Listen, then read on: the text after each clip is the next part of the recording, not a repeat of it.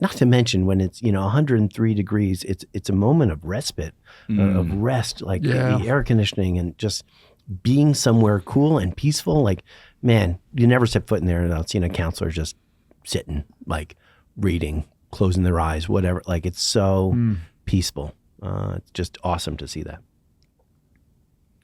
Nothing like a camp in East Texas and then a beautifully air-conditioned chapel to remind you that you don't want to go to hell. Right?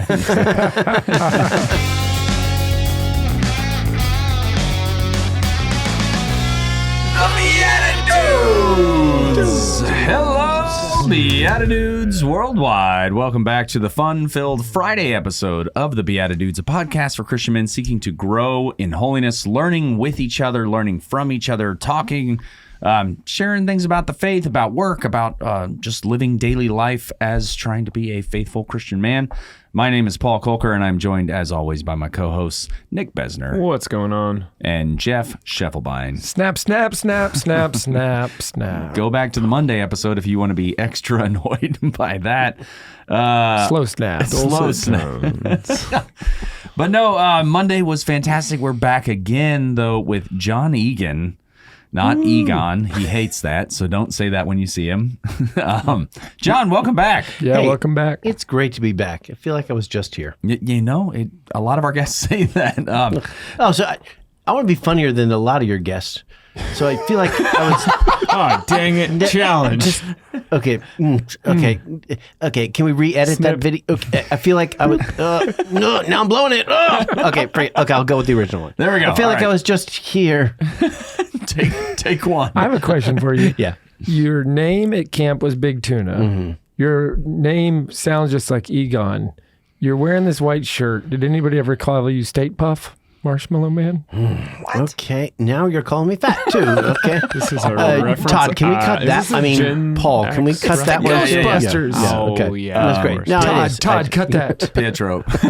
Oh, yeah, I'll cut that. You're Todd. Yeah, I'm Todd. Everybody. No, but if you don't... I'm sorry, you're not fat. You're wearing I'm wearing a white shirt. I'm ripped. Yeah. If you're not catching any of these references, you need to go back, watch the Monday episode because it was phenomenal. Truly, though, really, really cool about bringing faith to work and really bringing work to life through principles of the faith. It was a lot there. So go check out the Monday episode, share it with a friend, go to lucidprivateoffices.com. It was a great episode. But you mentioned in that episode that you were the director of a Catholic camp in East Texas, Big Sandy, if I'm not mistaken. That's right. So that's the name of the town, not the county. The name of the camp is the Pines, and you were the director there. But you talked very briefly, or at least you mentioned that you had to renovate stuff and all that, and you said something about building a chapel. So I feel like Monday's episode was kind of you talking about building up the church through work, right? Just like even in secular jobs. But you literally had to build or rebuild a church there on the grounds of the Pines. Is that correct? That's right. Yeah. We were a Catholic camp that didn't have a place to celebrate Mass. Can you believe that? That's wild. We had an outdoor chapel, which was awesome, of course, but lots of times it does rain and it's 107 degrees out there, all that stuff. So we knew that was a need. And really in the back of my mind, Ann Latier was our executive director at the time. We wanted to bring the Blessed Sacrament there. That was really pretty critical to the mission. I talked a little earlier about our mission at Lucid. So we operated on a tight budget, a nonprofit that was, we had empty beds at camp and we weren't just duct taping and bail wiring everything we could at that place. Kids to mattresses. Yeah. Well, no. Okay, delete that too, Todd. Okay. I'm just testing. The cabins were not air conditioned. I mean, there were a lot of things. The dining hall had holes in the roof. It was in a shape that we probably could have fixed a lot of other things, but we knew we wanted to bring the Blessed Sacrament there. That was critical. We knew that would bring the right campers, families to see this is our mission centered. We're centered on the Eucharist and place to celebrate Mass and have adoration and quiet time for the staff and campers, everybody. So operating a line of credit at that time of the year, we have the money come in for camp and then we pay for camp, and then October, November came around and we just kind of go back to that line of credit, just the way a lot of small business, especially nonprofits, run, cyclical. it was October, November, and we're trying to do this, and we go to 5 or 6 different banks to get turned down for a small loan. I think it was like $75,000, like the price of a Lexus, and they wouldn't even give us this, money to build a chapel, like a log cabin chapel. So a board member said, "I'll co-sign the loan," and we got the money, and we started building the chapel in March, and it was incredible.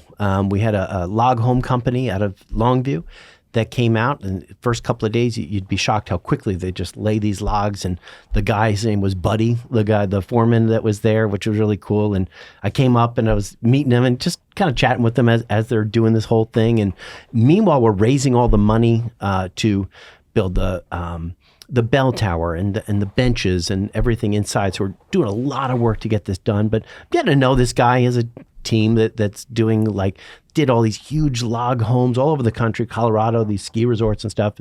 And he said, went up to him and he said, "Oh, are you a priest?" And I said, "No, I'm just I'm the director here. I'm John." And he said, "Oh, my son's a priest."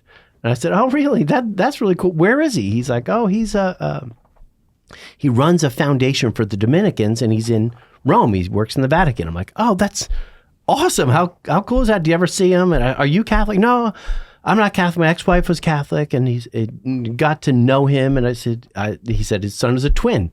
And he said, I said, "Oh, really? Is he a priest, or what's his?" "Oh, he's a politician in California, like the furthest you could go from being a twin brothers." Like, okay, it's interesting. So anyway, got to know this guy, Buddy. So cool. Over the time, really, it wasn't that long. It was probably like a month to lay out, maybe even less. He told me he's an alcoholic, a recovering alcoholic, and told the story a little bit, and we got to know each other.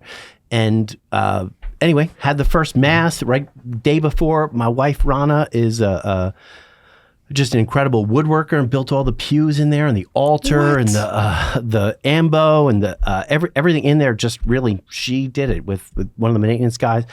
Myself, we rented a scissor lift, and we put all the boards in the whole interior walls of that. Like late night, we had my current 15-year-old was in a pack and play while we're like the nail guns and the scissor lift and all this. Like, got to build it. When in your life do you get to literally build a church? So we're living, and we're lived on the camp. Sounds like everything outside of those giant logs is something that you guys put hands on, crafted, cut, polished. 100%. We had former counselors were like, "Hey, can I bring my parents up? Like, can we work there for a weekend?" And Seal did all the the lacquer and all that stuff, and just people donated the crucifix and just inside. It was awesome to see all of that happen. And it's just a building literally still there today. It's probably 15 years old. Kind of the story is a year later. I'm getting ready for summer camp that time of year, just, end of May, and I'm in the office and phone rings, and teaching the girls girls and guys, but girls mostly answer the phones, and how to do the little pink slips of paper. And she says, "Oh, thank you for calling the Pines Catholic Camp. This is whoever may help you." And I'm kind of listening, like, is she going to write down the notes? Because that's critical. Like, it could be one more camper. We can pay for the money, pay for the expenses and everything. Making sure it's real important. And she says, "Your dad built the chapel?" I'm like, "Oh, put that phone on hold. I want to talk to whoever that is. Put that on hold. I'll take it." She puts the phone on hold, and I said, "Hi, this is John Egan. I'm the camp director." I said, "Oh, John, I'm trying to get in touch. My father apparently was, the foreman of building a chapel out in East Texas. I'm not sure where it was. I think it was at this camp that you were there." I was like, "Is it Buddy?" Like, "Oh, my father." He said, "Are you the priest?" I was like, "Not a priest, but your dad." When I met him, he thought I was a priest. I remember meeting him, and are you the priest?" He said, "Yes, I am." I said, I'm a priest. I'm a Dominican I said, "In Rome, right?" "Yes." "Oh my goodness, yes." Wow. I said, Your father and your brother's the California politician." He said, "You talked to my dad?" "I got to know him really well, over the weeks that we worked together." And I said, he told me the story of his alcoholism and your life and divorce and just the home he raised you in. And I really got to know him very well, the back of his truck as he's leading his team to build this thing. And he's like, this is incredible that you're telling me all this. John, I have some bad news to tell you. My father just passed away 2 days ago. I said, oh my goodness, I'm so sorry to hear that. He was just a great man. He said, and I have to tell you this, over the course of the last few weeks, I came in from Europe and spent some time with him and really had been healing our relationship. He kept sharing about this one chapel he built out at this camp that so many kids were going to go to. And I built these homes. I'm like, I've heard about the homes, and he said, yeah, but he couldn't stop talking about how great this little chapel was, that he was so proud and what an experience that was. And I said, oh, I'm so sorry to hear that, Father. I think his name was Father Paul. And he said, I wonder if I could share something else with you. And I said, oh, sure, I'd love to. He said, in his last few days, he asked me if he could become Catholic. And he said, I went to your Bishop Carrata, and I asked permission, and we received commission and permission, and I baptized him. I confirmed him. I gave him Eucharist. I heard his confession, and he shared with me the pain of what he had, the family he had, and the disappointments he had in his life as being a man of addiction, but healing as well, and the home he brought us up in. But we had this incredible conversion moment. I wanted to share that with you because this was a special place in his life. And I just overwhelmed and crying and just couldn't believe what he's sharing with me. He said, could I come out to see you? And I said, oh my God, could we celebrate Mass in the chapel? Like, you've got to see this thing, And so he said, yes, I'll come with my brother. And he comes with his brother a couple hours later with his wife and come and see the chapel. And you could just see him in awe of this place. And this is, a space that thousands of kids we're talking 15 years later, have come through that chapel and prayed in there in hours and adoration and Mass and praise and worship and all this. And I'm saying this now in 2025, just what was to come from this building, 4 walls. He steps inside and he said, I wonder if we could have my father's funeral in here. And I said, oh my gosh. Wow. I literally just asked our bishop if we could have a wedding here. And he said, no, but you work for the Pope, so I'm going to maybe you have more power than I do. And he said, oh, I just spoke with your bishop recently. And then he called me back the next day and he said, we would love to have that. Do you have maybe someone that could play some music? I'm like, I have 50 college kids that play guitar. And so some of the guys most of them are Mexican that work for him.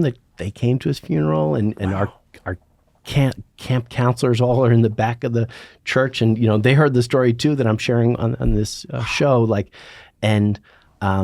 we brought Buddy back in as his body, and his son preached, and we had his funeral Mass in there. And that's a big deal for the diocese to allow that to happen. Absolutely. So they saw the gravity of it in a church that he built, and that you and your wife finished off with everything else. And his conversion, to be able to confess to your son as a priest, something the 4 of us could really hardly even we hardly couldn't even get into that moment to say, I'm going to confess all my sins to my son, to Jesus through my son, just a great moment of healing and beauty. And I believe that moment consecrated that chapel. We had the Blessed Sacrament there. Someone found a tabernacle in upstate New York and had it shipped down from a closing convent. It's kind of neat, the cool stuff that came from all of that. And and now this moment of a funeral Mass inside there, but just making it holy by the man who built it, incredible. So you can't write that script. It's so beautiful. It's so beautiful. So beautiful. So thank you for letting me share that. It's a special story. I've heard it before, but it still gets me. Yeah, it's beautiful. You're a good storyteller also, by the way. Yeah. Most people don't get to build the church that they have their funeral in. Yeah. It's just incredible. I'm going to build this church. I'll convert to Catholicism. I'll have my son hear my confessions to Christ through him. Then I'll get buried here. Like, this is so normal. Wow. Brother, I told you this before, but that chapel's amazing. I think with the way you talked about it being consecrated through these moments and through this great grace and blessing, and then how many times of worship and mass and singing, like the stuff that's happened in there for years. I've stepped foot in there for the first time in the last 2 years. And the picture that I took is my favorite picture.